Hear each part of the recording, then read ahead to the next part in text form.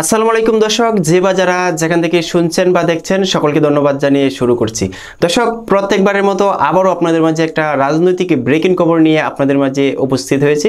দর্শক, আজকের ব্রেকিং খবরটা হচ্ছে দেশে ফিরে বিচারের মুখোমুখি হতে প্রস্তুত সাবেক প্রধানমন্ত্রী শেখ হাসিনা। এই কথা বার্তা সংস্থা রয়টার্সকে বলেছেন তারই সুযোগ্য সন্তান সজীব ওয়াজেদ জয়। দর্শক, আর কথা না বাড়িয়ে আসুন শেখ হাসিনার ছেলে সজীব ওয়াজেদ জয় বার্তা সংস্থা রয়টার্সকে তার মা দেশে ফিরে বিচারের জন্য প্রস্তুত সেই ঘটনাটি আপনাদের সামনে তুলে ধরি। এতে কি বলা হয়েছে? ছাত্র জনতার গণ আন্দোলনে দেশ ছাড়তে বাধ্য হন সাবেক প্রধানমন্ত্রী শেখ হাসিনা। বর্তমানে তিনি ভারতের দিল্লিতে কোনো এক নিরাপদ স্থানে আশ্রয়ে আছেন। বার্তা সংস্থা রয়টার্সকে দেওয়া সাক্ষাৎকারে সজীব ওয়াজেদ জয় তার মায়ের দেশে ফিরা নিয়ে কথা বলেছেন। যুক্তরাষ্ট্রের ওয়াশিংটন ডিসি থেকে বার্তা সংস্থা রয়টার্সকে সাক্ষাৎকার দেন।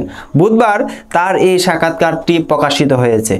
সাক্ষাৎকারে শেখ হাসিনা কবে দেশে ফিরতে পারেন জানতে চাইলে তিনি উত্তরে বলেন, এটি তার উপর নির্ভর করবে। তিনি দেশে ফিরে বিচারের জন্য প্রস্তুত রয়েছেন। তাই আমি দলের নেতাকর্মীদের উপর চালানো নৃশংসতার সম্পর্কে আন্তর্জাতিক সচেতনতা বাড়াতে চাই। এর আগে গত মাসে এক সাক্ষাৎকারে তিনি বলেন, ছাত্রদের দাবি করা আন্দোলনের নেতৃত্ব দেওয়ার বিষয়ে শেখ হাসিনা বাড়িতে বিচারের মুখোমুখি হওয়ার জন্য প্রস্তুত। এছাড়া আওয়ামী লীগ নির্বাচনে প্রতিদ্বন্দ্বিতা করতে চায় বলে জানান তিনি। রয়টার্সের প্রতিবেদনে বলা হয়েছে, গত মাস থেকে দিল্লির কাছাকাছি আশ্রয় রয়েছেন শেখ হাসিনা। এই সময়ে আওয়ামী লীগের অনেক সিনিয়র নেতাকে আন্দোলনে 1000-এর বেশি নিহতের ঘটনায় সম্পৃক্ততায় অভিযোগে গ্রেপ্তার করা হয়েছে। এছাড়া অনেকে আত্মগোপনে চলে গেছেন। জয় অভিযোগ করেন, শেখ হাসিনার পতনের পর থেকে আওয়ামী লীগের অনেক নেতাকর্মীকে হত্যা করা হয়েছে।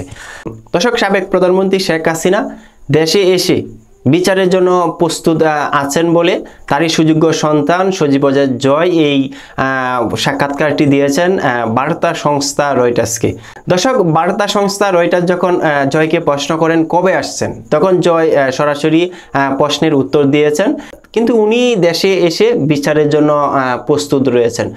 দর্শক, যতটুকু পেরেছি আপনাদেরকে বুঝিয়েছি। আজকের মতো বিদায় নিচ্ছি এবং পরবর্তী ভিডিও দেখার জন্য আপনাদেরকে অনুরোধ করছি।